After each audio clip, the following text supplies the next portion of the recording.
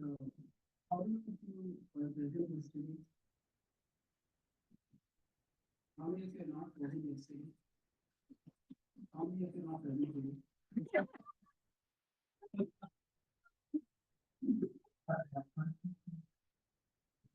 Uh, so I'll just do a quick recap of what we have been discussing, and then we'll move forward. Broadly, we've been discussing how we can understand the lives of characters based on four broad factors. That is, we can look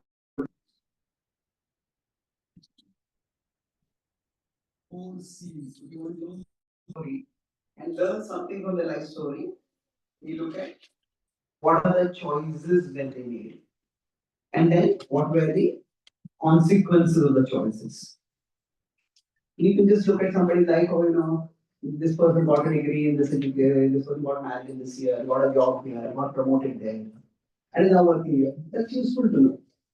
If you really want to know the person, we all have certain critical choice points in our life and how they choose at that time. What are the choices we made, and what that person made, and what are the consequences they had. And our choices are not completely independent.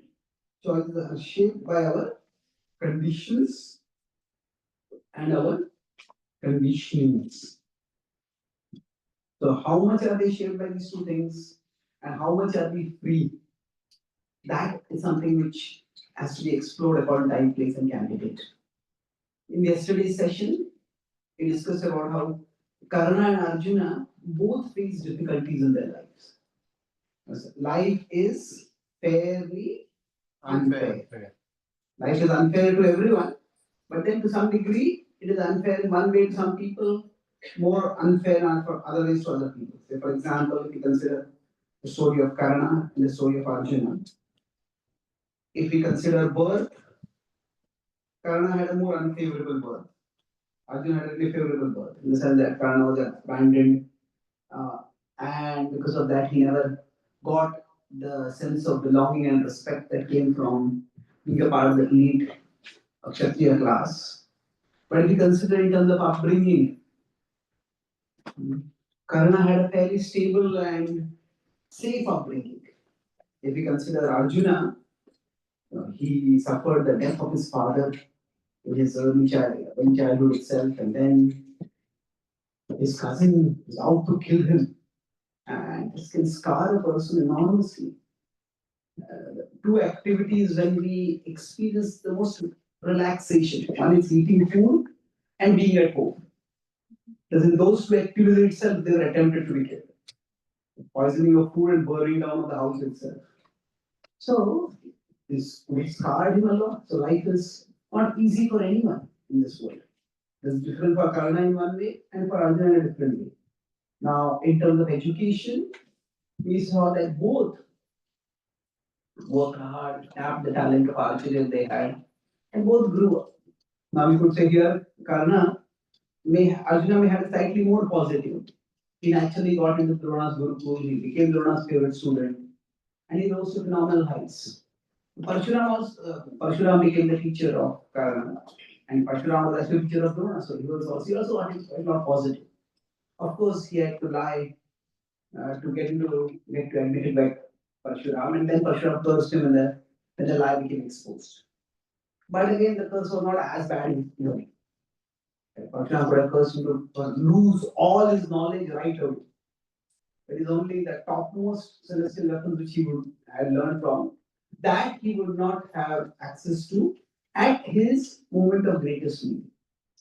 So now both of them are now about to launch their careers. And this is where their paths cross for the first time. So we will now discuss about subsequent incidents, and especially today our theme will be on friendships. And now friendship is a big theme in especially Karna's relationship with Duryodhana. It's also Arjuna's relationship with Krishna. And till now, both of them have risen against their circumstances. we discussed this four quadrant graph yesterday about how each one of us, we may have favorable conditions around us or we may have unfavorable conditions. And we can be resentful or we can be resourceful. So, ideally speaking, we all would like to be, this is the best situation to be. We have favorable conditions and we are resourceful to make the best of those conditions. Now, sometimes you will be here we have to be determined, we have to be resilient. If we can, even in unfavorable situations, we can be resourceful, and this is good. Then this requires a lot of character and determination. So, to some extent, both Karna and Arjuna have situated themselves in these quadrants. They had difficulties in their own way, but in spite of that, both of them have risen. Now, this is the time for them to grow. So, student would be a very great student, always academic topper, but eventually, when you have to perform in the world, certain things have to work out right. When you get an opportunity, somebody might be great at science or programming or whatever field, but they will get a job, they will get some forum where they can exhibit it. So now that is where their points cross, or their paths cross. So here, today we will be discussing about mainly the theme of friendship over here and some key incidents in the friendship. So for Karna and Arjuna, both of them, the key movement that happened was the Drona's martial exhibition. This is a quite a dramatic incident, and we could have a whole session on this itself. But I'll be focusing on certain key points over here. In no authority structure can survive for very long based on power alone. In the past, not just India but all over the world, there was some form of monarchy where the king would have power. At the same time, the king could not retain power simply by just fear alone. The king has to earn the trust of people. And one of the ways the warrior class would earn the trust of the citizens was by exhibiting how good they were at fighting. And that's why the martial exhibition for the students of the Gurukul, especially for the Kurus, was important for the citizens to see how competent, how brilliant the princes are who are going to become our future rulers. And in one sense, you could say this is like a graduation ceremony. It's much more than a graduation ceremony. Every country, for example, may exhibit its military might on certain key occasions. In India, on the Independence Day or the Republic Day, there's a show off. There will be an airline Air Force exhibition. So something similar happens in America on the Independence Day and other times. The idea is this is meant to be a show of skill. So largely this academy is in the Kuru kingdom. And while kings and princes from various parts of the world have come to study, Drona has been given this facility by the Kuru kingdom. And his primary responsibility was to train the Kuru princes. Now, along with them, everybody else also exhibited their skills. So when they started exhibiting, one by one, the various students came and they all exhibited, they were all excellent. Say there's a singing school and there are many students who come and they all sing. And everybody is pleased how nicely they're singing. Some students stand out. So Bhima and Duryodhana came and they exhibited their skills. And both of them were brilliant. And then they decided to have an exhibition match. They started contesting against each other. And soon they realized this was no exhibition. This was a fight in dead earnest. And the Krupa Charya, who was officiating the ceremony, he indicated to Drishtadyumna, to Ashwatthama, to stop the two princes.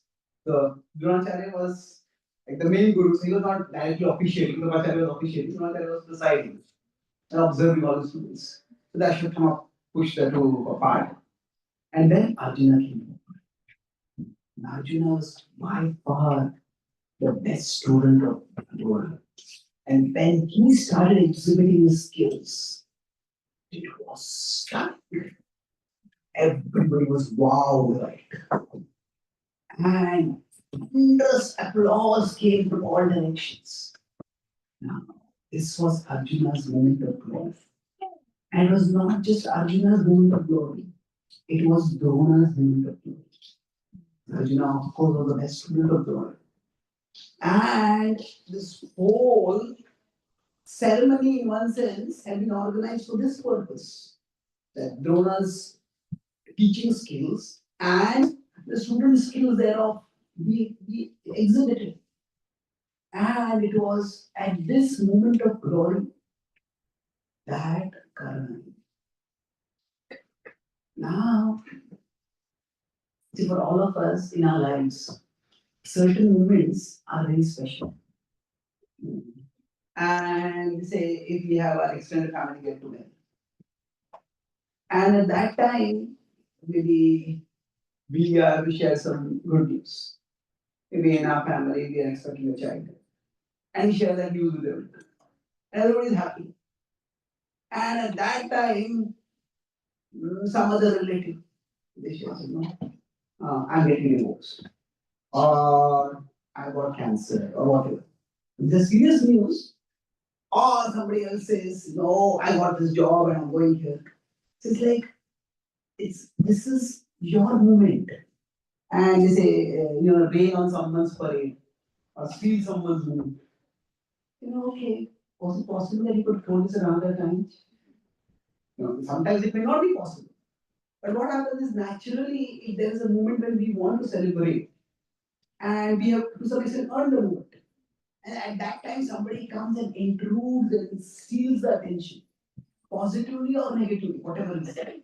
Good news or bad news. It's just irritating. Only you don't have done 7 years earlier.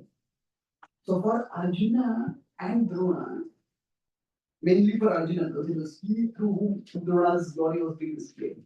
At that time when Karna came in. And as the applause was just dying down, and at that time, from the entrance, a tall, majestic figure spoke.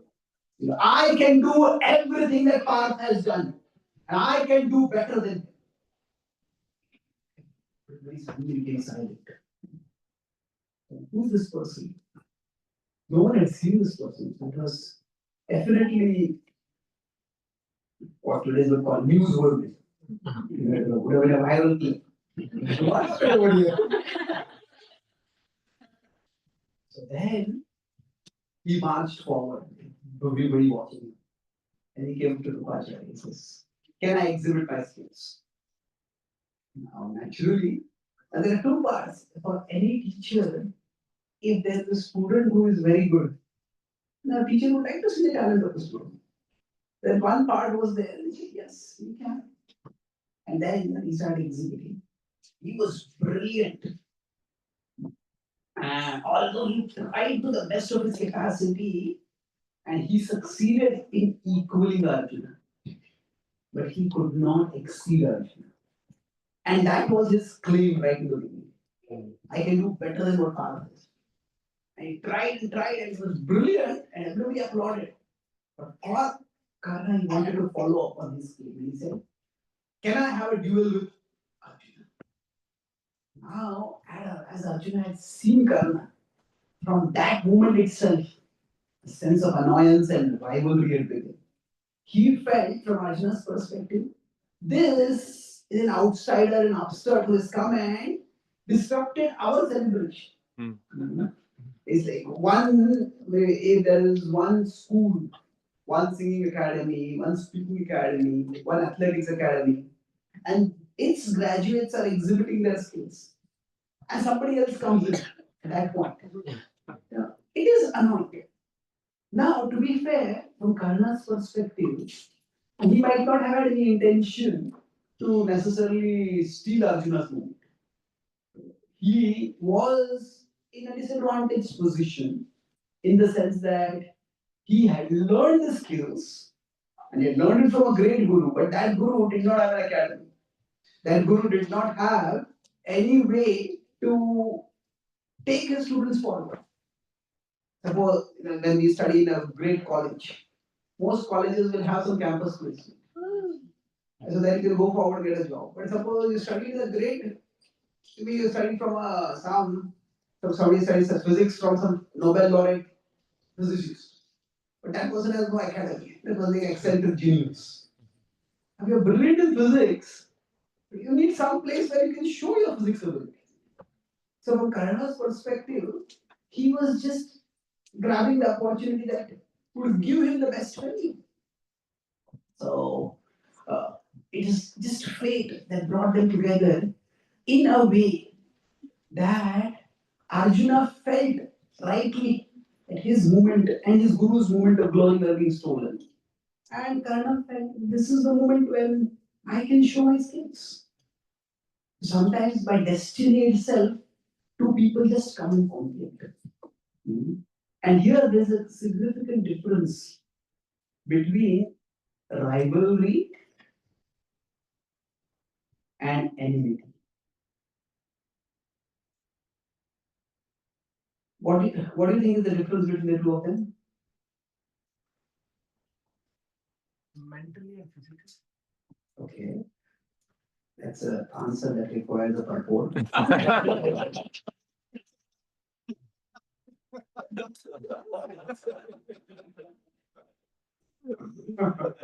What do you mean by that?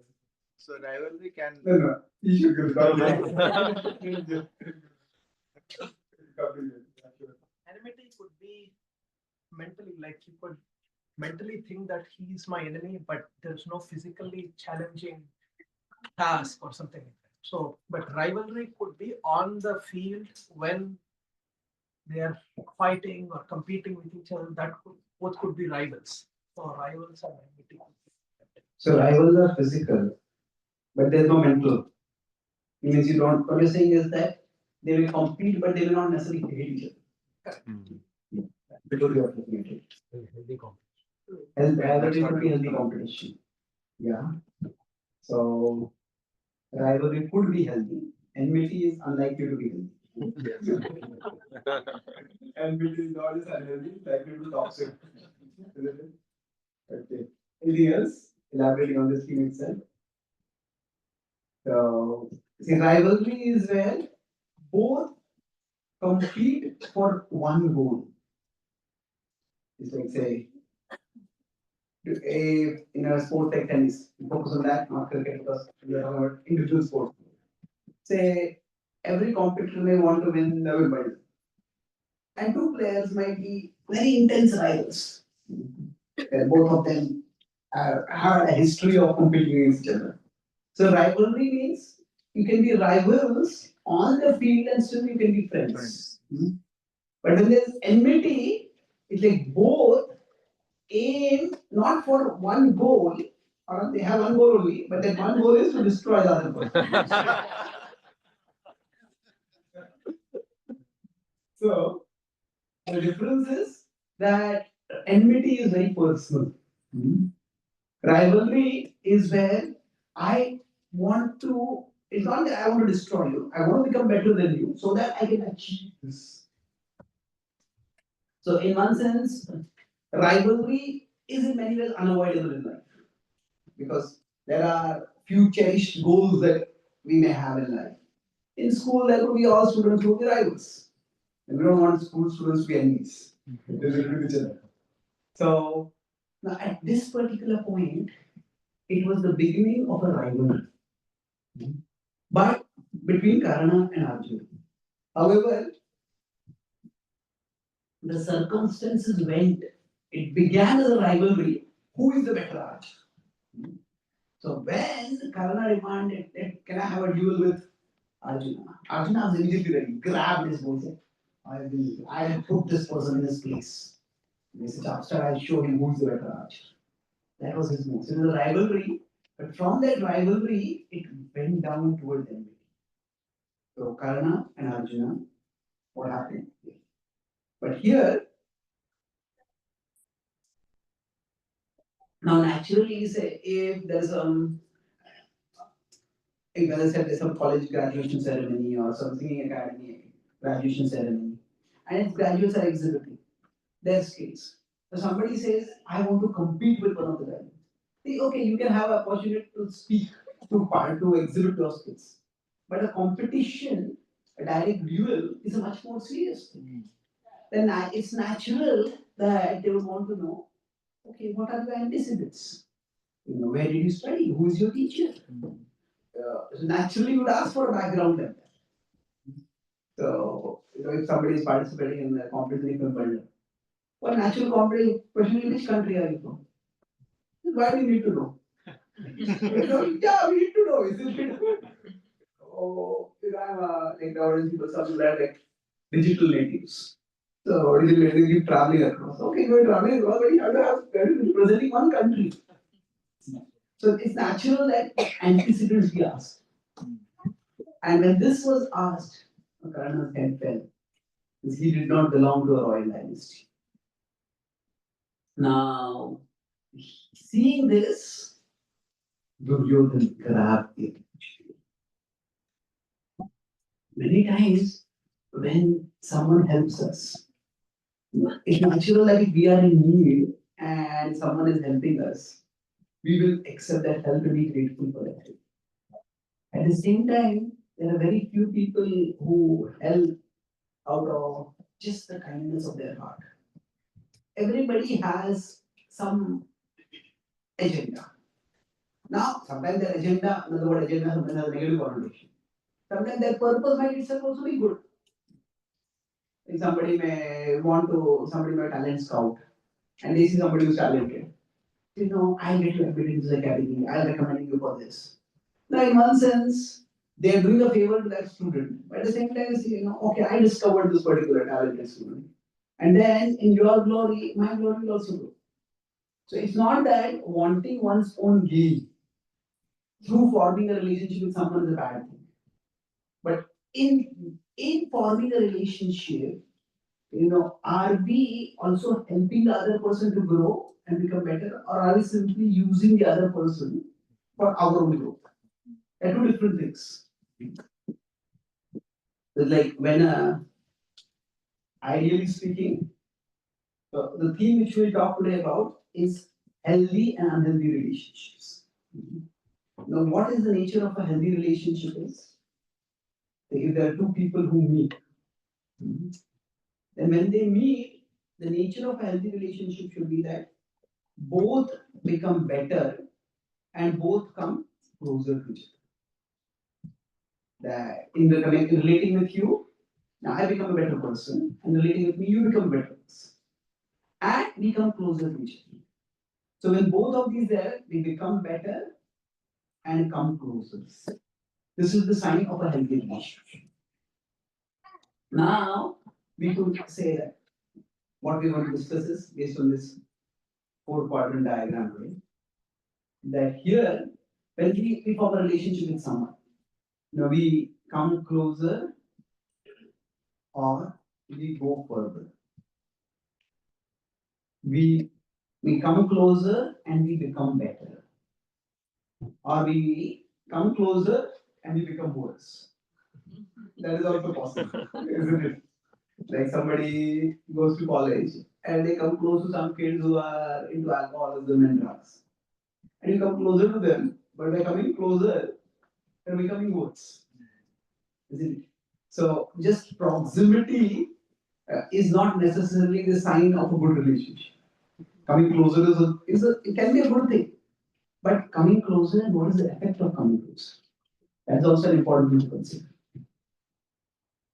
But now Duryodhan saw this opportunity and he immediately grabbed it. Now, he knew that there was going to be eventually confrontation between him and the Pandavas. And in fact, I can deal with Bhima, but I need someone to deal with that. And Karna will be that person. So he felt that Providence had dropped this opportunity in his hands. And he grabbed it. Now, when he grabbed it, he said, he came forward and said, just and look at his ability, look at his physique. He cannot be anything but a warrior. Now, can a cat give birth to a lion? So, if still you do not accept him as a Kshatriya, I will make him a Kshatriya. And he said, I will make him the king of Angladesh. Karna was overwhelmed by this. And immediately sanctified water was brought and his Abhishek was done. And Karna was so touched. Karna said, what can I do for you? Duryodhan, whatever you say, he was a good diplomat. There's a saying about diplomats. It's a diplomat is a person. If a diplomat says yes, he means maybe. If he says maybe, he means no. And if he says no, then he is no diplomat.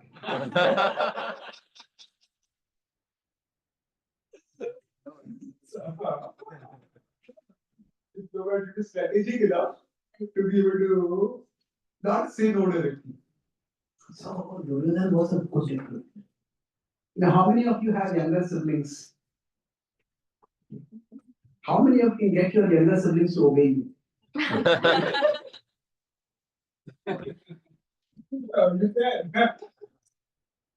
Time will tell.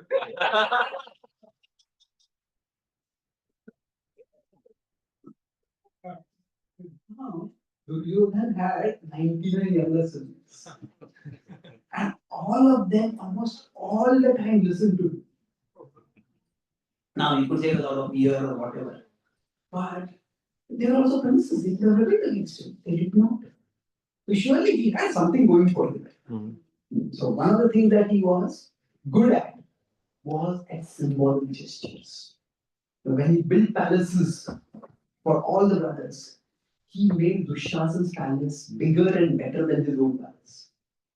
And his idea was that through that he was showing that actually, yes, I am the leader, but I am leading for all of you.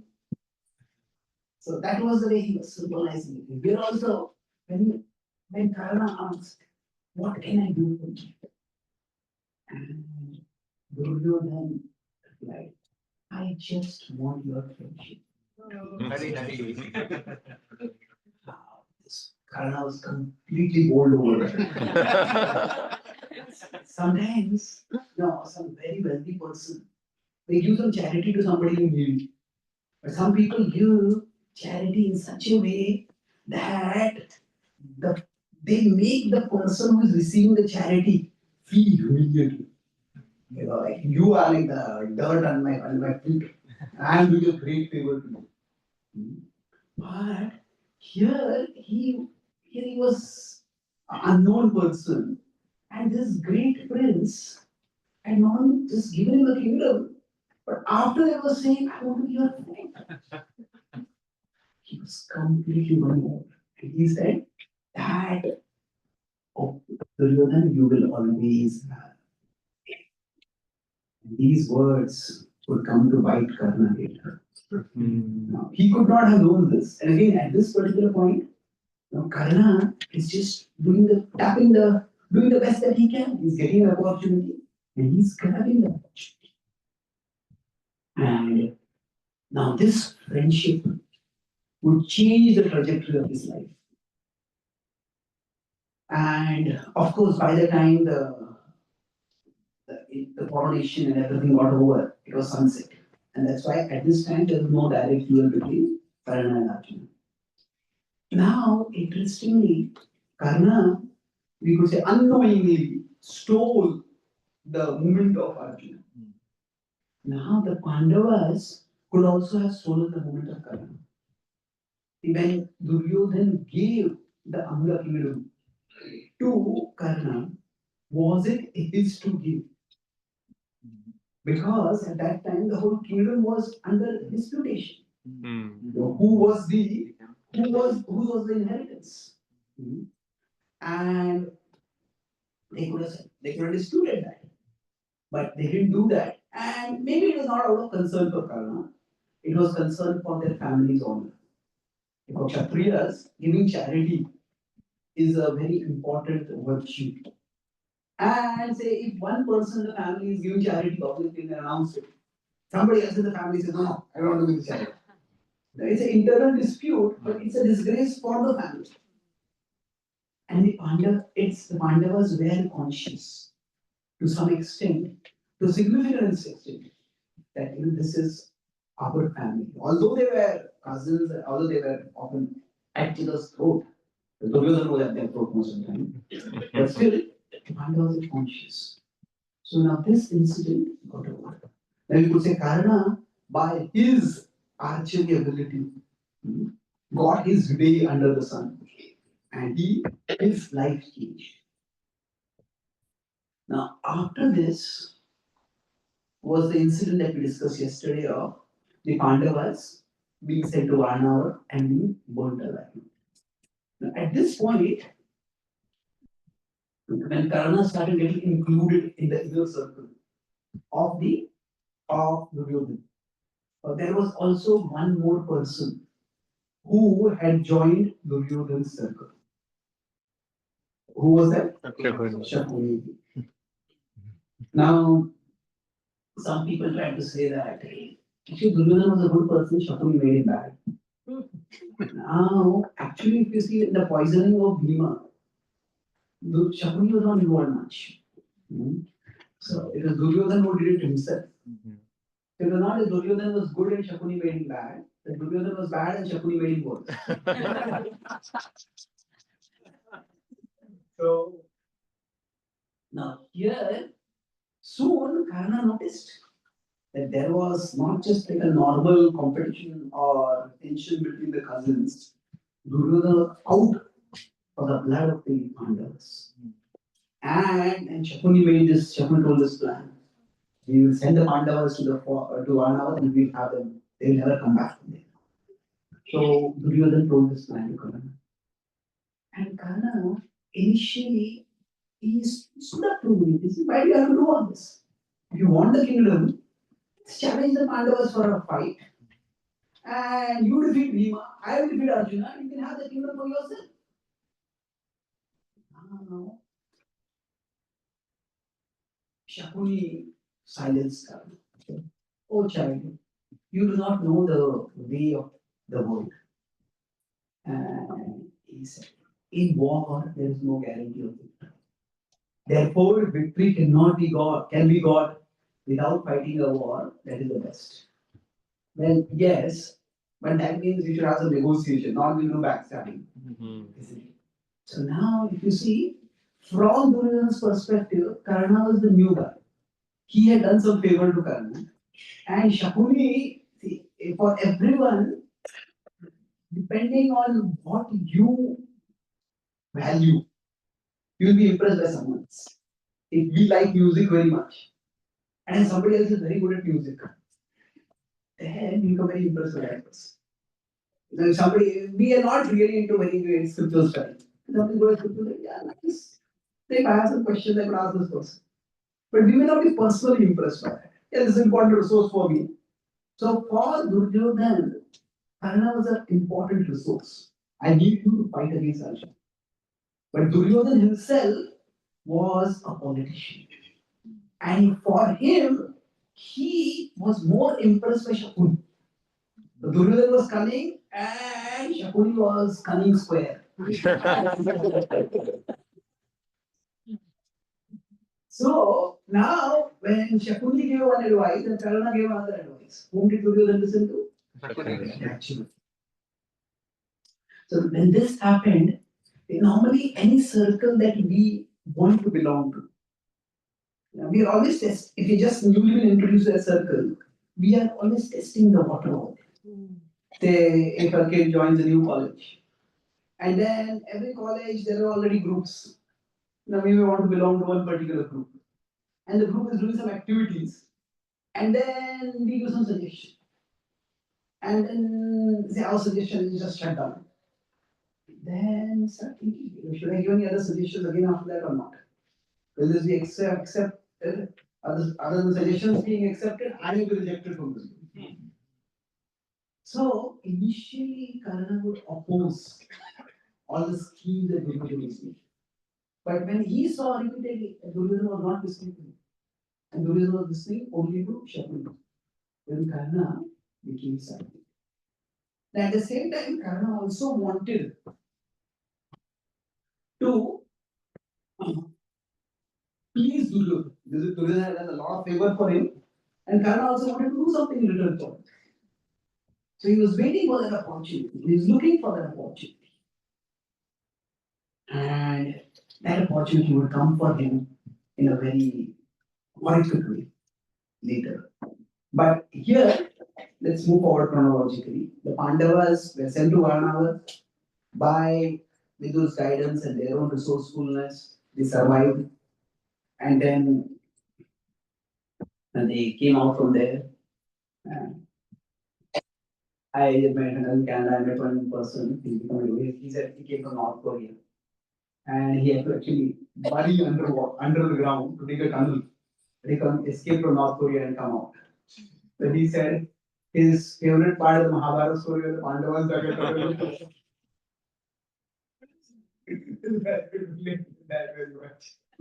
So now the Pandavas survived.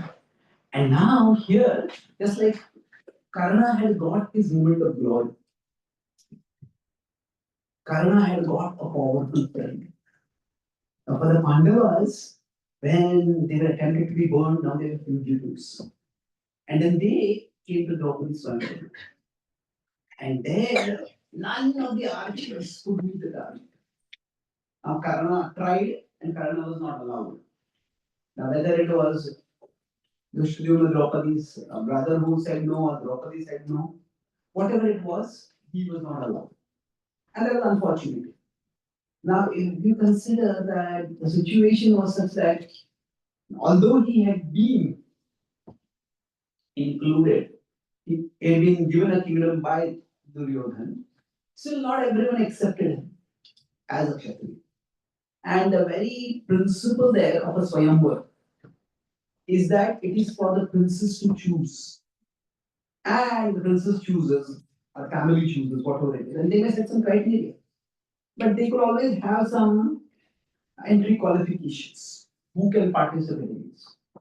And yeah, that may not be fair. But one of the things that Karna did here was he presumed.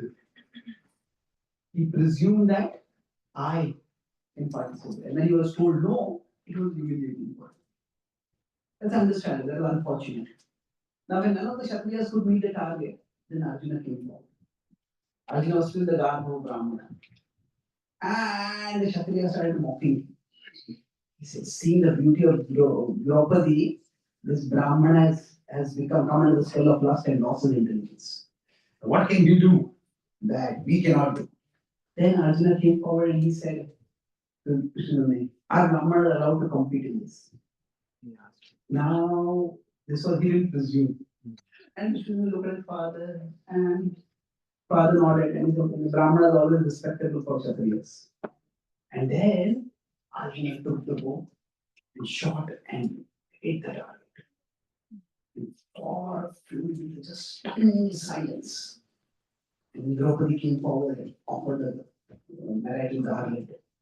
But on seeing this, all the Kshatriyas got enraged. They said, this king Draupadi invited us for his daughter's hand, and now he's giving his daughter's hand to somebody else. We as a class are being humiliated over here. And we will teach Draupadi a lesson so that nobody else will ever dare to humiliate Kshatriyas like this. And they came forward to attack. Yudhishthira immediately told Arjuna and Bhima, these are well to now, Arjuna had been in the middle of action. He had shot the arrow, he had won the target, he had hit the target and won the princess. Now, there's one person who was itching for action. Who was that? Bhima. And Vishnu spoke this, his eyes lit up.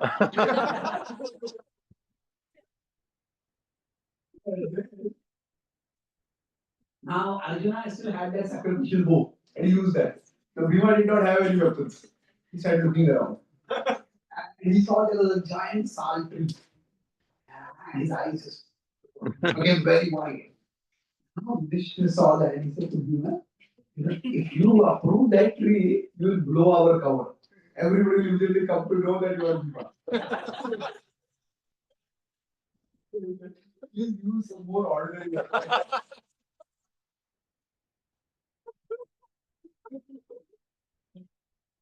Then Bhima took up another weapon.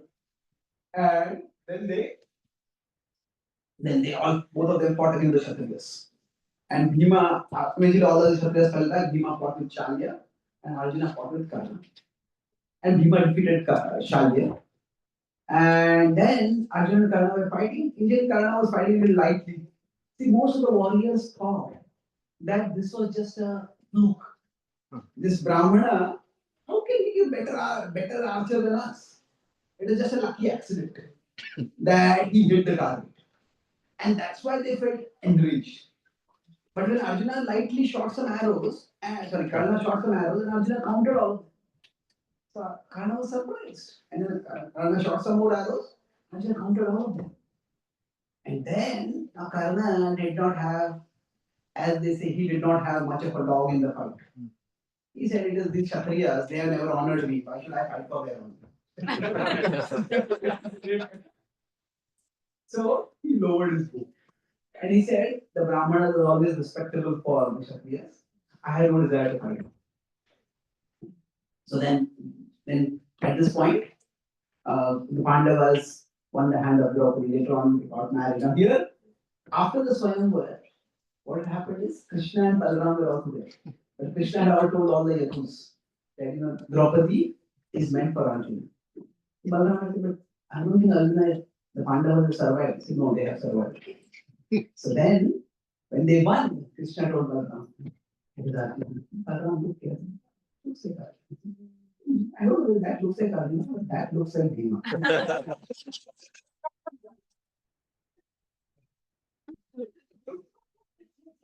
So then Krishna and Balaram came to meet Pandavas. They were staying in a quarter home and they knocked on the door. Somebody comes and knocks on our door, and they open the door.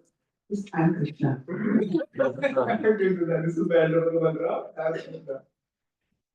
Then of course we know you. Please come in.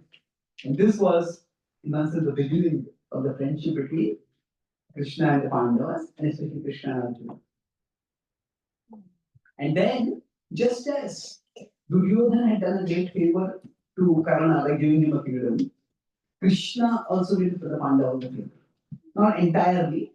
The Pandavas got one half of the kingdom, which was the Vana, which was the Pandavaprastha of the forest. The Pandavas worked very hard and converted that into Indraprastha.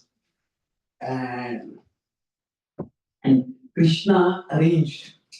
But Krishna also touched Arjuna's heart. We know there was, I won't go full details of it, so we're focusing more on Karna. There was this huge fight that happened in Khandavaprastha, where Arjuna fought against all the gods. And when he was also destroying all the demoniac animals that were there in the forest of Khandava. So at that time, eventually,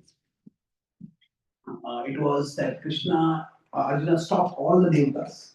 And Indra was very pleased. And Indra said, I'd like to give some blessings to you.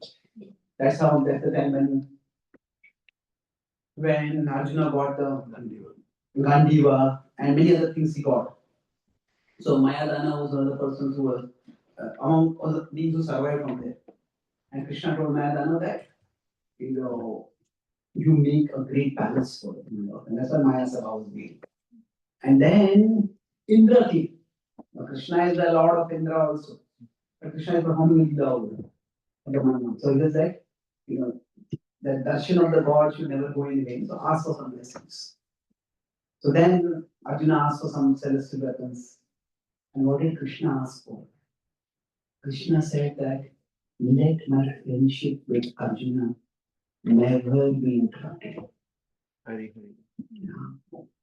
Normally when we pray for something or we ask for a blessing about something, that means it must be so important for us. So just as Duryodhana manipulatively tried to win Karna, that I want your friendship. Here Krishna is telling Arjuna through a prayer, that I say somebody gets to meet their spiritual master for a few minutes. And then this, and we have a friend who is, we get to meet our spiritual master. If we know somebody, say somebody in our family is sick, and say our spiritual guide or some our friend meets our spiritual master. They say, we got just a few minutes, and my few minutes, I asked my spiritual master to pray for your family. You could have asked so many things at that time. The fact you asked this thing is so important. So Krishna also showed his words and actions how Arjuna was very dear to him. So here, the Krishna Arjuna friendship became forged, and Krishna helped Arjuna play a key role in converting Khandapurashtha eventually into Indraprastha. Of course, all the Pandavas were involved, but as this moved forward, see, our main incident is going to come now. I won't go too much into detail, but let's. What happened was that they, as the Khandapurashtha became more and more well established, then it became famous. And then many traders, many priests, many scholars, many business people from Hastinapur started migrating to Indraprastha. It's like, say, you have people from California to North Carolina. Now, this was ultimately infuriating for Duryodhana. He, each time he thought that I have outsmarted the Pandavas, and somehow the Pandavas seem to get better of it. He tried to poison Bhima, and Bhima got some blessing by which he became stronger. He had the Pandavas burned alive, and they came back married to Draupadi and allied to Draupadi. He gave them a jungle wilderness, and they made it to such a kingdom that his own citizens were going there. It was infuriated. And then we know the whole incident that happened where Duryodhan came and then he took the service of accepting gifts. And that was the worst possible service. Somebody has diabetes because they like sweets too much. And they take the service of being Mahaprasad in charge.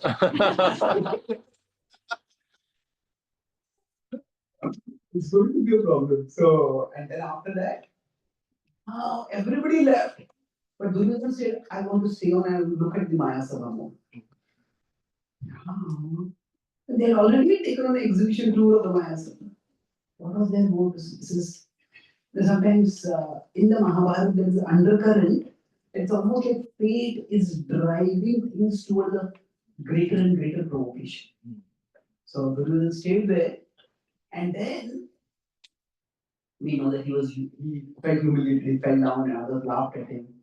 Now there is absolutely no evidence in the Mahabharata that Draupadi said what is attributed to the deity there. Ande ka beta anda. The son of a blind person is blind. See, Draupadi was a fiery lady. Her character is very different from Sita's character. And she could get angry. But she was never mean. This is just a mean comment. There is a difference between getting angry and being mean. So there's no evidence that Draupadi spoke this and it was completely out of character. But either way, Duryodhana felt humiliated. And then after that, Duryodhana came back and he said, I have to get back in the Mandavas. And Shakuni said, I have to. Now, as I said, I am focusing on particular incidents. I'm going to fast forward over here. Now, when the gambling match happened, Yudhishthir felt it constrained to gamble because just before the war, just after the Rajya got over, Vyasdev had presided over the Rajya, and he asked Vyasadeva blessing so that he could bring peace and prosperity to the kingdom. And Vyasadeva became grave and said that, O king, I see very dark clouds in the future. There is much upheaval, there will be a great war, and after that, you will rule with peace and prosperity. So Yudhishthira started thinking that I don't want a war. I'll try to, I'll try my best to avoid a war. And his reasoning was that wars happen when conflicts are not resolved. And conflicts are not resolved because the authority who could resolve a conflict is not accepted. Like somebody goes to a court and tries to have a case judged. And the court gives a judgment in somebody else's favor. The other side favor. I don't accept the authority of the judge. You could go to a higher court. When there's no higher court, what do then what happens? You may take the law in your own hand and become a vigilante. Or try to take the law in your own hand and try to destroy. So Yudhishthira thought that I will always, in order to prevent conflict from escalating, I will always obey my elders. That was the resolve he took. Little did he know that the elders that he had agreed to obey to would be turn out to be so heartless. So it was when Duryodhana manipulated the Dhritarashtra pressured Vidura, and then Vidura invited Yudhishthira for the gambling match. Yudhishthira felt constrained to come, and then Duryodhana arranged that we should play on his behalf. And Yudhishthira said, that's against the rules. This is more like an informal match. When they say two school kids, they decide to have a boxing match. And when they come to boxing arena, one school kid says, I have got the American boxing champion to fight on me. That's the sunset. So then, Duryodhana just goaded Yudhishthira. If you're too afraid to play with him. So Yudhishthira, I'm not afraid. But it's against the laws. You look at Duryodhana, the Dhritarashtra remained silent. And Duryodhana kept me. Then, now Shakuni won with the dice after dice after dice. He was winning for Duryodhana. Now here Karna had also joined. And what Karna had done was, Karna also wanted that Duryodhana should. He wanted, so Duryodhana's happiness was his happiness also. But then, because here is where things really go wrong, or Karna does wrong things. Sometimes, like I said, a kid is belonging to a particular, wants to belong to a particular group of, say, cool kids. Kids who are considered to be cool. Many times, the attempt to be cool makes us a fool. But anyway, say, suppose, kids in a college, they all drink in the party. And some kid who has grown up in a cultured family says, you don't get into the habit like this. The first time when they go for a party, they say, we can have fun, why do we need to drink? You are just a baby. Just silence this person. And sometimes what happens, the same kid, in order to get acceptance in that circle, may not just drink, but may drink more than all other kids. And just show that, I belong to you. I'm in your group. So what happened to Karna over here was that he had repeatedly given suggestions to Duryodhana to be upfront, and Duryodhana rejected. So now the person to whom Duryodhana listened to had done a great favor for Duryodhana. Shakuni had spectacularly won for Duryodhana, and now Karna also wanted to do something to him. So this is where the darkest mood of Karna comes in. So because there was this unspoken tension, and Karna wanted to prove his loyalty or his value to Duryodhana, he said, when Draupadi was taken and lost, he said that, now that Draupadi is your slave, drag her into this assembly and do whatever you want. Now, Karna always wanted to be a Kshatriya. Unfortunately, for him, what happened here was the effect of wanting to please Duryodhana was such that in order to please Duryodhana, he started suggesting something is completely opposite to the values of a Kshatriya. Kshatriyas are those who protect others from hurt, protect others from offenders, abusers. But here, he himself became an abuser. And then, so for him, there were three things that he did. First was maybe Karna's misdeeds over here. The first misdeed was his suggestion. Suggestion itself is ghastly. And then naturally, there was some opposition. She thought, how can you treat her like this? Then there was an accusation. What was the accusation? He said that she has five husbands. What kind of lady will have five husbands? She is no lady at all. She is a prostitute. The word basically used there is bandhani. Now, so that is actually not just a prostitute, it's like a prostitute who's a homebreaker. And normally, somebody is a prostitute, they are just doing their business and some man goes to them.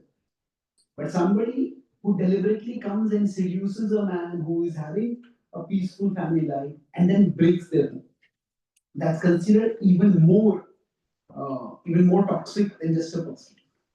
So now, Draupadi had done nothing like this. She had just beautifully been at the Swayamvar. And when the elders had said, Yasdev had approved, then she had accepted it. She had not done anything manipulated to snag five husbands. So this was a horrendous accusation. And not only that, after that, when this whole horrendous action of Draupadi in this road started happening, was about to happen. So in this particular incident, actually everybody comes out bad. Even the Pandavas don't come out in good colors. Yudhishthira, of course, lets himself get manipulated and goaded and incited and just gambles excessively. But even the Pandavas, the others, basically, they see the whole Mahabharata is a deliberation on what is dharma, what is the right thing to do. And the Pandavas choose the Dasya Dharma over the Pati Dharma. That Dasya Dharma is, oh, we have lost to them, we are their slaves, we are their servants, so we have to listen to whatever they are saying. Okay, you are a servant, but just because you are a servant, does that mean that you stand by silently while those who are your masters are abusing your work?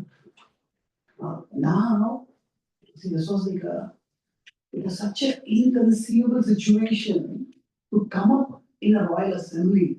And everyone was stunned. And sometimes something is happening, we just can't believe this is happening. And because it is such an unbelievably horrifying thing that is happening, that we just can't even know how to react to the situation. So certainly the Pandavas also don't come out right in this situation. They're actually the only person who acts honorably in this entire incident is Draupadi. Although she is dishonored, she tries to remind everyone of Dharma. She tries to argue. She is raising an argument that if Yudhishthira gambled himself first, then did he have a right to gamble me at all? So now nobody answers this. So at that time, one of the few incidents where Duryodhan encountered some dissent from one of his brothers. Karna gets up. He says, "Oh, assembly, Draupadi has come here. She is asking all of you a question. Please answer." Nobody answers. No, the whole assembly will be disgraced if we are asked a question and we don't answer. Please answer. Nobody answers. And then he's, no, none of you are ready to answer, then I will offer my answer. And then he strongly argues. He says that Yudhishthira gambled himself, so Draupadi's gambling is not fair. He says, further, he says Yudhishthira was goaded by Shakuni and Duryodhana to Shasan Karna to gamble. So he lost his good sense. It is said in the scriptures that when somebody comes under the spell of spell of intoxication, or somebody comes in the spell of gambling, or somebody comes in the spell of sexuality. What such a person does at that time should not be taken very seriously. It's like if somebody has signed property rights and handed over their own property to somebody else, and you find that person was drunk at that, then that particular document is not considered valid. So like somebody can come under the spell. So he said, therefore I consider this whole gambling act should be nullified. And the Pandavas should be returned everything that they lost. And when the Karna spoke this, everybody started applauding. But they wanted to speak this, but they didn't have the courage to stand up to the word. Or for whatever reason they were silent. But the Karna spoke. And then this was a moment when the great adharma that was happening there could have been avoided. And that is where Karna comes out at his worst. Karna got up and he silenced everyone. And he said, I have seen many improper things happening in this assembly, but Vikarna's speech is the most important improper thing. Vikarna, you are just a child. There are people elder to you who have remained silent. Who do you think you are to speak? He said, nobody compel Yudhishthira to gamble. He's an adult. He's a responsible king. It is he who chose to gamble. And he is Dharmaraj. He prides himself on Dharmaraj. And he knowingly put Draupadi on the stake after he had lost himself. So it's his decision, and it is he who has to live with the decision. And he silences. So that is where, the crushing of opposition to adharma. So these three things, this essays, he sacks his own character over. And now, why does he do this? It is all out of a desire to please Duryodhana. Now, to his credit, Karna expresses regret later for what he has done. Twice, once to Bhishma, after Bhishma has fallen on the battlefield after the 10-day war, and also to Krishna when they meet before the war.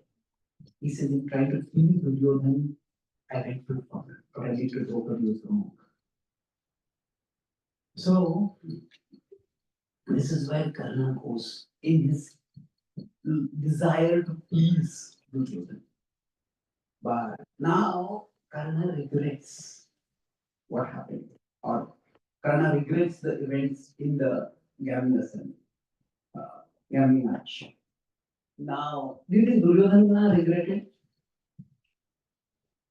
What do you think? Duryodhana had regrets. The regret was that his plans were not successful.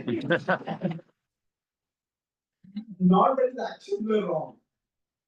So, in terms of, for him, what happened was he made the whole plan and Dhritarashtra canceled the whole plan and he made a plan again. And so in one sense, if you could see over here, Duryodhana's character is way darker than Karna's. But what happens is, Karna, in trying to please Duryodhana, ends up doing things which he would normally never have done. And that is the nature of a toxic relationship. That, when, because of a relationship, we have to betray our own values. We end up doing things which are against who we are, what our character is. And that is a dead end. Unfortunately, that's what happens to people, to Karna. So here, we go back to this particular part, but I focus on this. What happens is, we may come closer to someone. The ideal situation is when two people come closer and become better. That is Krishna and Arjuna. Now, two people come closer but become worse. That is Duryodhana and Karna.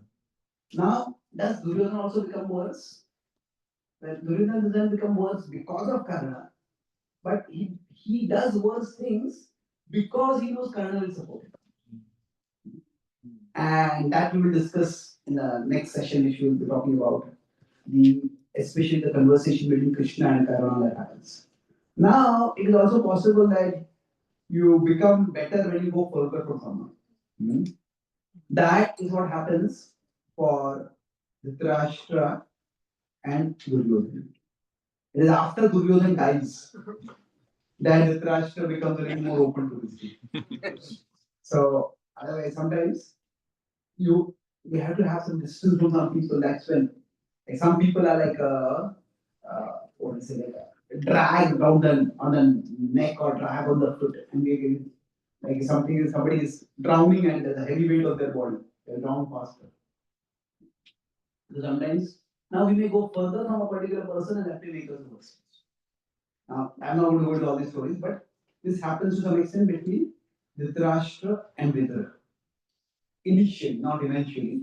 The greater the attachment becomes between Dhritarashtra and Duryodhana, the greater the distance becomes between Duryodhana and Dhritarashtra and Vidura. And Vidura, because of the Dhritarashtra starts doing more and more dark things. So here, coming closer to someone is important, but more important is what is the effect. Sometimes a close friendship may actually make us worse. So that brings us another way of looking at this is that you know whom are we surrounded by? We often talk about association, hmm? But association has two aspects. Whom are we surrounded by? We could be surrounded by good people, or we could be surrounded by bad people. Hmm? But what is more important is whom do we want to please? Whom do we want to please? Or conversely, whose displeasure do we fear? For all of us, we will be surrounded by different kinds of people. See, Karna had Duryodhana, in the same assembly Bhishma was there, in the same assembly Vidura was there. Karna had lot of, now Karna was never close to these people, but they were also there. So it's association is not just whom we are surrounded by. It is more about whom we want to please, whose acceptance, whose respect we want to earn. So association is more about the second thing. That sometimes we will be surrounded by people whose values are very different from ours. As a matter of profession, we may have to be surrounded by people who are far more materialistic than we are. Now we don't have to go about condemning their values, but do we have to go about pleasing them? Hmm.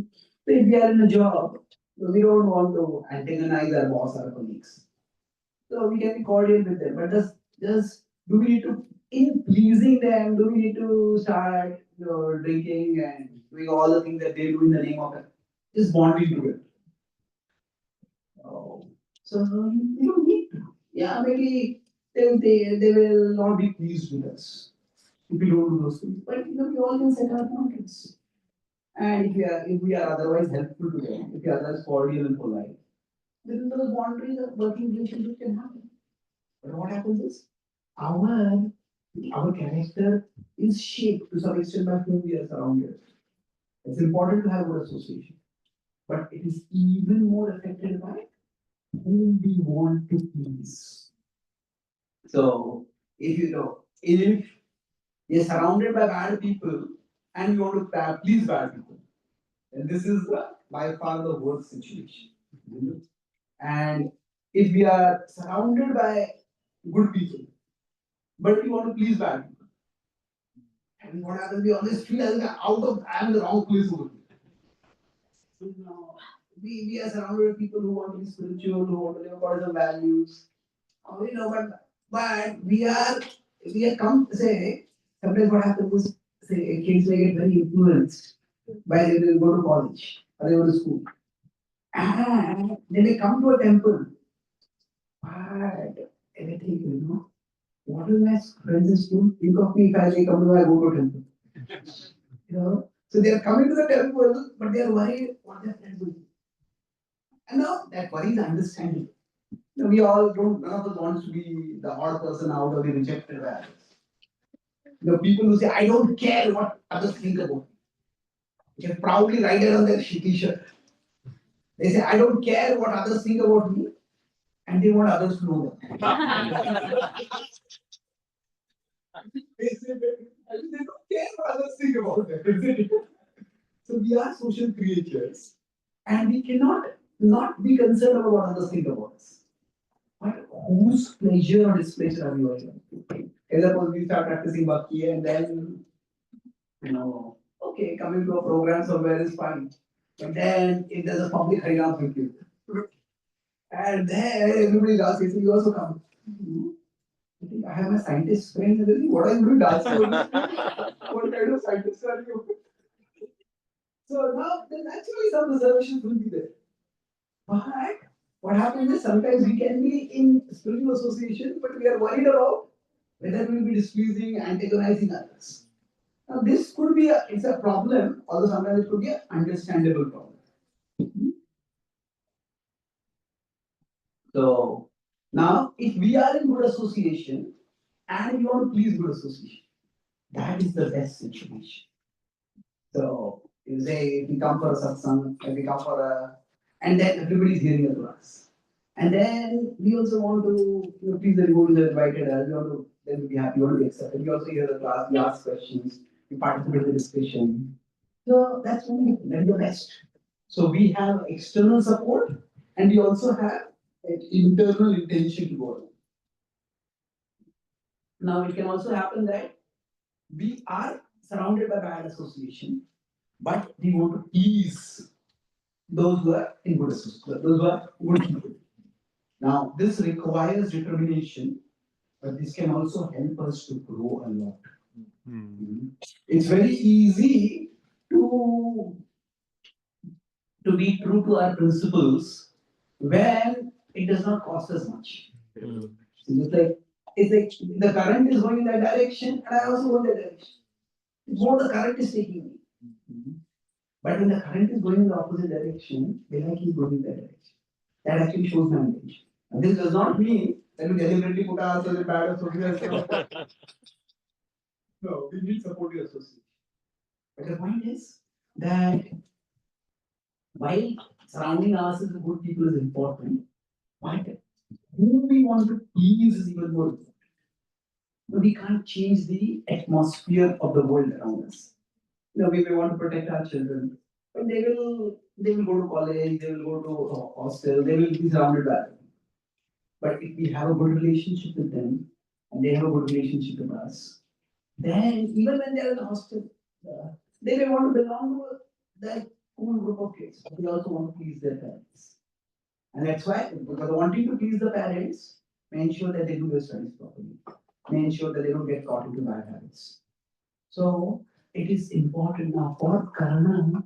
What happened was that he got a very close friendship with Duryodhana, which from the circumstance perspective was completely understandable. He's got an opportunity, grabbed the opportunity.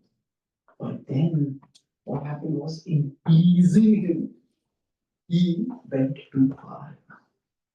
Now, this could be a one-time incident.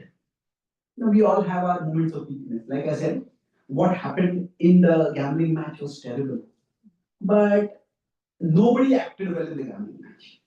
So while Karna's action can be considered especially bad because that was out of character for him. Till now, in the Mahabharata, Duryodhana, Dushasana, they have already been seen to be bad people. Shakuni is also a bad person. Karna has not been seen like that. So he did a bad thing. Now, was that a one-time thing? We all have our moments of weakness. And sometimes, like I said, a kid may drink more than everyone else and comes heavily drunk. And then after that, we have a terrible regret. Oh, I should not have done that. I'll never do this again. So it could be a one-time, or it may not be. So this is definitely doesn't show Karna in a good light. But this itself does not seal the fate of Karna. It is what happens thereafter. So what happens to him in the meeting with Krishna and what happened before that after also we'll discuss. The next session we'll also discuss about how whether Karna was actually a better archer than Arjuna and why Krishna had Arjuna shoot Karna in an unfair way. That will be discussing in the last session. Then we'll be discussing more about ethics and how to make ethical decisions. So here, let's summarize to this point. I discussed three main points in today's session. We are talking about Karna's life, and so second part. So the first part was we discussed how the friendship between Duryodhan and Karna was formed, and you could say it was circumstantial. As Karna just got an opportunity, and he grabbed the opportunity. It was and he earned the opportunity because of his archery ability. So it is nothing that was wrong. He didn't know much about Duryodhan at that. Duryodhan did a great favor to him. And when this happened, he unintentionally, you could say, stole the moment of Arjuna. But no, it was just he taking his opportunity. Now, this changed his life trajectory. Now, similarly, we could say the Krishna Arjuna meeting that changed Arjuna's trajectory, especially after the Khandav Prastha became Indraprastha by Krishna's help. And both of them formed these friendships. And here we discussed that now in the game, before we went to the gambling match, we discussed about healthy and unhealthy relationships. That you want to come closer or we go further. But you want are we becoming better or are we becoming worse? So till now the effect of Duryodhan on Karna has been in this direction. The effect of Krishna and Arjuna, now how much it has been in this direction? Because he said certainly Krishna helps Arjuna achieve all these things.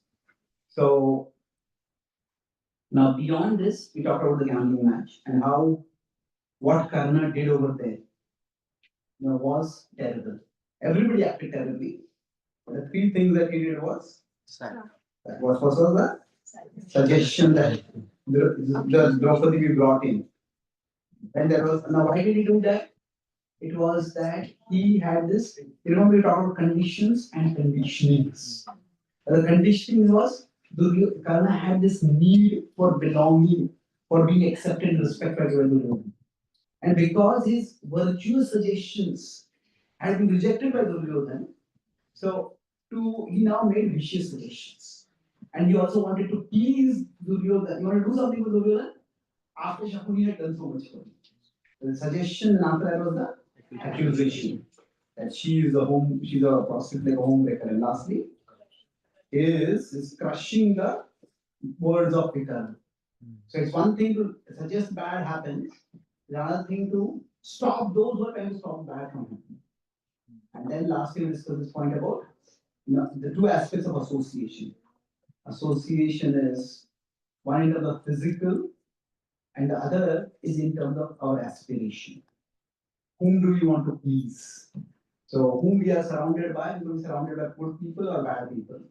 And now we may want to please the good people or we want to please the bad people. So basically, we can, if we end up in that place where we are surrounded by bad people and we want to please them also, this is the worst situation to be in. And unfortunately, Karna finds himself in this situation with Duryodhana.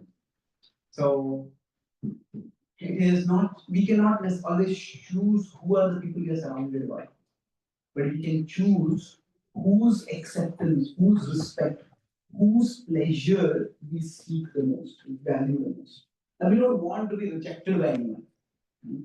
But sometimes life just does not leave us with that choice. We have to, in getting acceptance in someone, we may have to put a certain level of rejection by someone. So now this was a terrible one-time action, but what will happen thereafter will be seen in the next session. Any questions or comments? There is one good question on the last one. So it's the bad association and not want to please, right? Like so wouldn't the Karna Duryodhana relationship be in the above quadrant? Like he wants to please Duryodhan and he's in the bad association. Look, that was the same thing over here. Okay, I think I wrote it differently over here. So what I wrote over here was that whom we are surrounded by, are we surrounded by good people or bad people? And whom we want to please, good people or bad people. So I think the way I drew it over here was different. So it is not that we want to please or displease. So do we want to please the good people or do we want to please the bad people? and whom we are surrounded by. So I think I write it differently. Mm. Good that you got it. I was also thinking that there's something off over there. So whom we want to please. So I give the example that we will be surrounded by good people and we want to please be worried about the displeasure of bad people. Or you'll be surrounded by bad people, but you'll be surrounded by the pleasure or displeasure of good people. Thank you. Yes, please. Thank you again for wonderful class. So, Prabhu, in the second point, closer and becoming worse. So, in the instance where being closer is unavoidable, and particularly I am referring to my mind as a friend, and I am becoming worse, I am noticing. So, would you help or guide in some practical tips that after you have that realization, how to transition towards the first quarter and becoming better?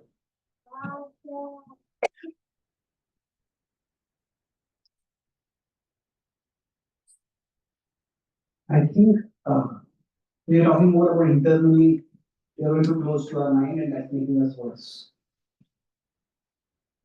See, one thing is that it's not that our mind is always bad. Our mind can also give us good ideas. But at present, because the conditioning is quite often likely to give us bad ideas. So one of the things we need to have is, we need to have some good association. That if I am here and my mind is here, and mostly everybody else is over. So this is the soul, this is the mind, these are other people. So what happens is I normally look at everyone through my mind. So if my mind is very suspicious, then if anybody is very kind and polite to me, immediately my mind is what does this person want from me? So we look at everyone through our mind. But if we have even one very close relationship, what happens is that person is close to us and we look at our mind through that. Mhm. So we look at most people through our mind, but we look at our mind through something. So that's why having some close relationship very helpful. Like, okay, my mind is saying things are like this. My mind is saying that, this person is so unfair, this person is so manipulative, this person is a terrible person. But then this person who I trust, I see, maybe, you're misunderstanding that person. Maybe that person also cares. Maybe you value of confidence. So that's why having good relationships is vital for having mental health. If we don't have good relationships, we are alone, isolated, lonely, then it's very difficult to counter what the mind is telling us. So in the Ramayana, we could say this is Kaikai and this is Manthara. So now that Kaikai heard from Manthara is not such a big fault. Because in one sense, Manthara had never acted like this before. So Kaikai was unsuspecting. So we could say that it's not so much to be blamed, although what she was telling was terrible. But okay. But the problem was she did not consult anyone else. Now Dashrath had always been very kind to her. She could at least gone ask Dashrath, why the hurry for being Ram's son? Why not be with Bharata's here? Bharata's got me. Why not wait for him to come back? Or if he thought that Dashrath is completely under the clutches of Kaushalya, then he could have gone and asked Vashishta Muni. Vashishta Muni was a full guru.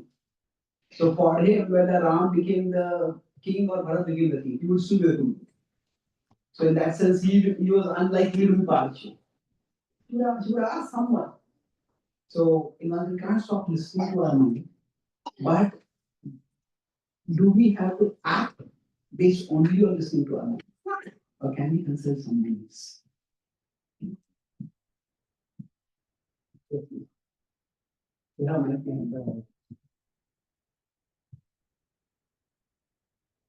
Yeah, yeah. Yes, thank you. Building on the same point. In a practical sense, how would we understand Karna? Because in some of the points that you already touched, and then the fact that in the Mahabharata, the fate is really so strong, with the underlying current. It is driving the characters towards the end to the actual fight. So, in practical sense, how do we understand Karna? Because I noticed some of the points that you mentioned are like we can relate to, but here he is Yeah, so it's a good question. See, are some things destined to happen? And no matter what you do, you can't change them. It's not an easy question to answer, but we do have a certain level of faith.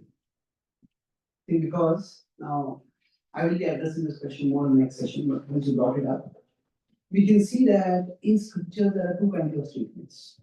Say, for example, I can give many examples of this, but on one side, you can say that our breath are fixed. Isn't it? There is that saying. The number of breath we are going to have is fixed. That means our time of death is fixed. But then in that same tradition, there's another branch of knowledge called Ayurveda.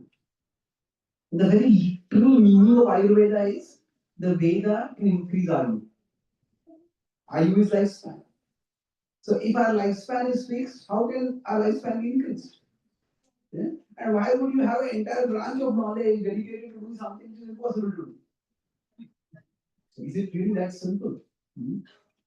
Now, there are other statements like say destiny determines our happiness and distress. So our happiness and distress are fixed. But then it's also said that if we get into bad habits, say if we do self gratification disproportionately, that leads to suffering, that leads to distress. So if somebody becomes an alcoholic and they get into a car accident because of driving because drinking drunk, now was that because of destiny or was that because of their own irresponsibility? So what happens is that in scripture there are both kinds of statements. And now how to reconcile that? That's a complex thing. But broadly speaking, eh, the principle is when something has happened, accept it as just. Before something has happened, consider that there is a scope for us to make choices. And our choices can make a difference. So before the Kurukshetra war, when everybody is trying to advise Duryodhan to not antagonize the Pandavas. And Duryodhan does not listen, they advise Dhritarashtra to advise him, to force him to stop Duryodhan. But when Dhritarashtra says that if it is the will of destiny that our dynasty destroyed, then what can I, a tiny mortal, do? So Vyasdev becomes very angry. And Vyasdev says, okay, what is destiny is very difficult for us human beings to know. What we can know is our duty. So consider carefully what your duty is and whether you are doing your duty impartially. Now, after the war gets over, and Dhritarashtra is lamenting, at that time Vyasdev comes and tells him, "Oh king, do not lament, this war was destined."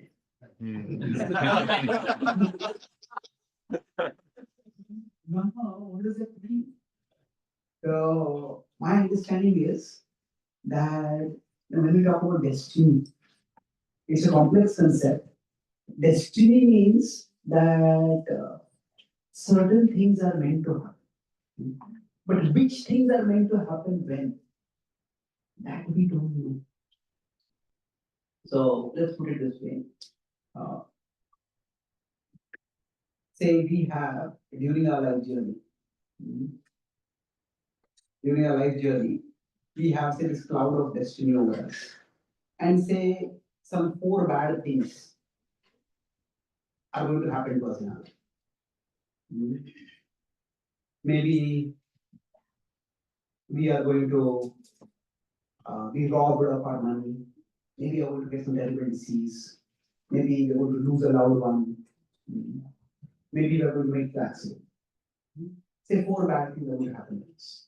Now, these will, whatever we do, will happen to us. We can be very careful about how we invest money. We can be very careful about how we drive. These are good. But these four things happening, say, over a 10-year-old interval. They're bad, but they're real. But if all four things happen to us nearly the same time, now we would be crushed completely, isn't it?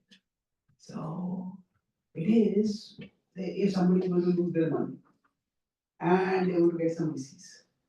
Now, if they eat unhealthy food, they get some, they get into habits like drinking and things like that. So at the same time, they lose money, at the same time, they get an accident. And they have been very mean and disagreeable with people. At the same time, somebody betrays them, somebody cheats them. And multiple things happening at the same time would be far, far more difficult to do. So basically, if we consider destiny in terms of certain amount of bad things are going to happen to us, that may be fixed. But when they happen, how severely they impact us, that is something we can change. Is somebody going to get cancer? Let's consider that. Now, some people may say, no, I always ate healthy food, I exercised, I lived very healthy, and still I got cancer. How unfair life is. Yeah, that's unfair. But if you look at it from another way, because you lived healthy, because you had a good food, you have a good chance to beat the cancer. So it is not that there is no cause effect connection. Somebody had been living very unhealthy and somebody had been not never exercising and then they get cancer. For them it might be very difficult to beat the cancer. So the point is that sometimes some bad things will happen despite our best efforts. But we don't know that in advance. And that's why it is for us to try to make the best choices. So dharma is the focus is on in the Mahabharata is on dharma, not on daiva. So was Yudhishthira's gambling this time? How can you say that? Because he gambled. He could have said no. But then the way things happened, he took a vow that, or not exactly a formal vow, he took a resolve that I'll always obey my elders. That's not a bad thing to do. And why was it? I don't want to have conflicts escalate. That very thing became weaponized or utilized against him. So, in general, the way to look at it is, after something has happened, to come to peace with it, so just try to happen. Let me accept it. Don't keep beating ourselves up or blaming others. It is meant to happen. Let me see if I can learn something from it, so that I won't do something against another. That is meant to happen. It's accepted. So, in general, let's consider the past to be the domain of destiny and come to peace with it. And consider the future to be the domain of free will and try to act as such. Most of the times, we waste our mental energy by doing the opposite. We consider the past to be the domain of free will. If only I had done like this, if only this person had done like that, if only this person had done like that. And we consider the future to be the domain of destiny. What if everything goes wrong? What if nothing works out? What if fate is against me? So that is the way to sabotage ourselves. That's why that's the broad principle. Look at the past as the domain of destiny. With whatever happened in the past, it is meant to happen. That doesn't mean that we should not learn from our mistakes. That does not mean we didn't make any mistakes, but okay, it is meant to happen. And the future is the domain of free will. Let's try to be careful and understanding what is the best thing I can do in this situation. Yes, last question, if you please. So what I wanted to do is make a light note because a very difficult philosophical discussion. So what I want to do actually, I want to thank you that you declared and certified that California is country of Duryodhana.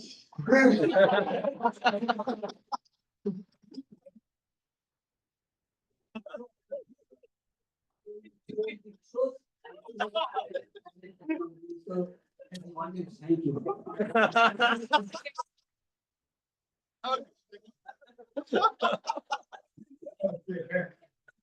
1 week I go to California.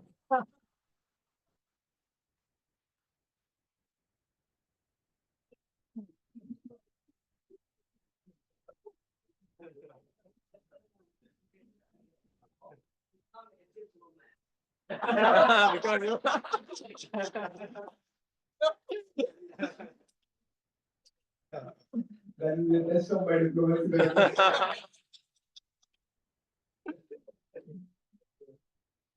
Thank you very much for your attention and participation. So we'll have a break for about 45 minutes. Yeah, I just make that. Yeah. Thank you very much. Shri Prabhupada ki Yeah. Shri Prabhupada ki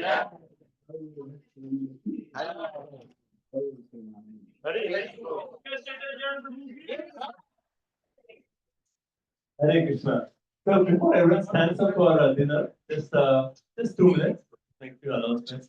So as you mentioned earlier, but probably is actually a bestseller author. He has written over 25 books, which are widely read, distributed all over. And these books are, how Prabhu actually showed with different illustrations. He explains the concepts, the stories through these practical illustrations that we can relate to. So just this book, this year, he has 2 new books that were actually published. And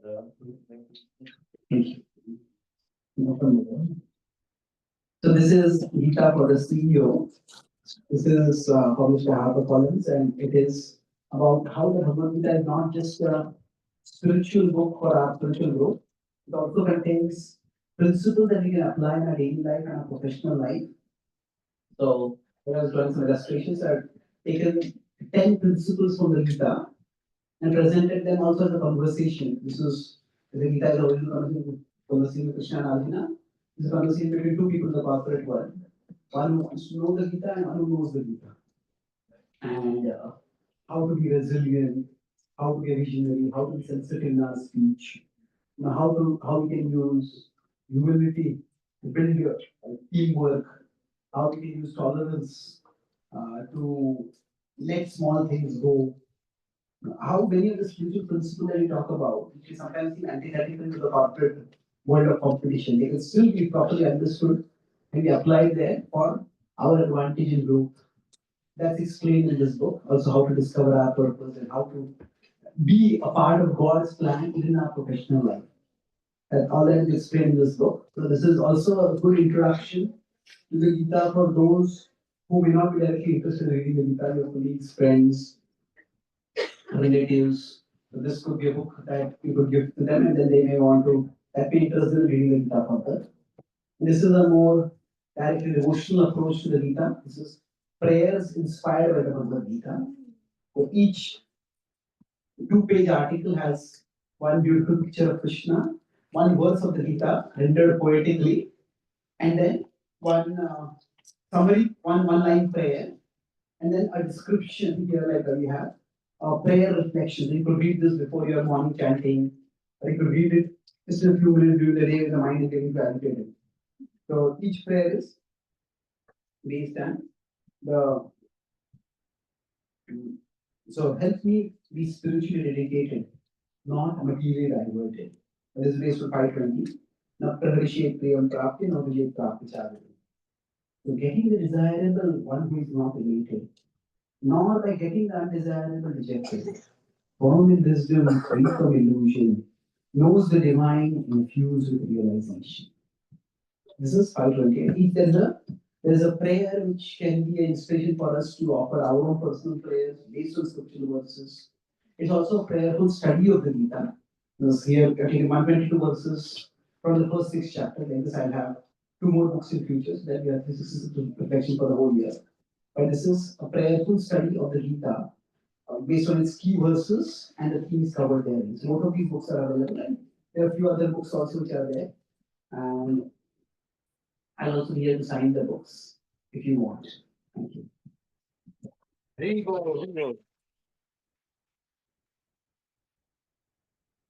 So these are the books that actually came out this year, but we have few copies of the books that we had got in stock from last year. So if you did not get the books from last year also, you can look at the other books. And Prabhu actually said if you get the whole set, we have like a combined discounted price for the whole set. So before you go for dinner, we'd like to get a copy. You can come, friend, and Prabhu can sign the copy for you, so that we can do that during this break. Because after the second session, then Prabhu may want to just go because it'll be a little late. So during this break, please come, get your books, get it signed. And other announcements, general temple announcements. One is next Sunday, 8 days from now, is Sri Ram Navami. Sri Ramachandra Bhagwan ki, Sri Ram Navami ki. We have a wonderful festival. This year it falls on a Sunday, so it'll be really big. The program starts at 4 p.m. and there's a very, very special drama performance. And I'm looking around, I know many devotees are participating in that drama. It's going to be really wonderful drama performance. So please share the invite. We're going to send out WhatsApp messages with the flyer. Please distribute it to your communities, any colleagues who may be interested to attend the festival. Please share the message on Sunday so more people can come and be a part of the Ram Navami. So that's first. The second announcement is, every year we plan a trip to New York where we book an entire bus that goes from here. If few of you have been a part of the Yatra, it leaves on Friday afternoon, we come back Sunday. And the whole bus is just full devotees, lots of kirtan, lots of fun. It's really amazing experience. We go to New York, we attend the whole New York Rath Yatra, and in New York we go to 3 different temples. We have prasadam, lunch, breakfast, dinner, everything organized. And on the way back, we stop at Potomac Temple, Baltimore Temple. So it's really nice experience to get the whole tour, one full weekend of amazing devotee association and fun. So last time when we opened the tickets, there were like many devotees who could not get on the bus. Now it's not like India that we can have people standing on. So we have 55 seats as a limit. So what we are going to do this year is next Saturday at 10 a.m. the registration will open, and we're just going to do first come first serve. And if we have enough people for a second bus, then we may consider. But right now it will be first come first serve. So please spread the word of anyone who may be interested. But Saturday 10 a.m. that'll be a Google form. We just register. We just take first come first. And and one last thing. So mark the long weekend, July 4th, 5th, and 6th. July 4th is Friday this year. So we'll have Friday, Saturday, Sunday, everyone will be off. So we are planning, this is the first time in New Goloka, a 3-day retreat with His Grace Gaurang Darshan Prabhu and His Grace Amarendra Prabhu. There will be like 3 good days, starting from Mangala Aarti till Sandhya Aarti, there'll be Katha, there'll be Kirtan, so 3 full days. So please mark your long weekend for this weekend. I will be sending out the forms, I think in a week's time, we'll have the registration and everything. Okay. So, so you can come forward, get the books, so we can sign them for you. And also, if you'd like to talk to Prabhu personally and personal guidance, so we have some time now. And dinner is being served in the garage right there. Please be sure you're back by 7:50. Right? 7:15 minutes. So you have sufficient time. But please go have dinner and be back by 7:50, and we'll start Kirtan. So then everyone can get in the right mood, and we will be ready at 8 p.m. sharp. Thank you all so much. His Grace Chaitanya Charan Prabhu. Srila Prabhupada ki, Bhagavad Mahaprasad ki. Hare Krishna.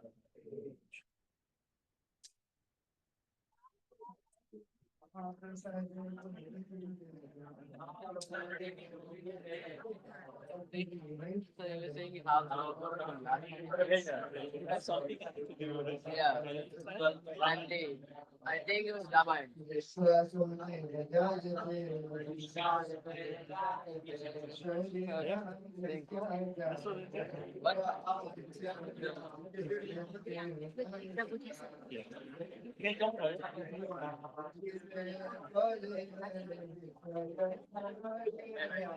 Yeah.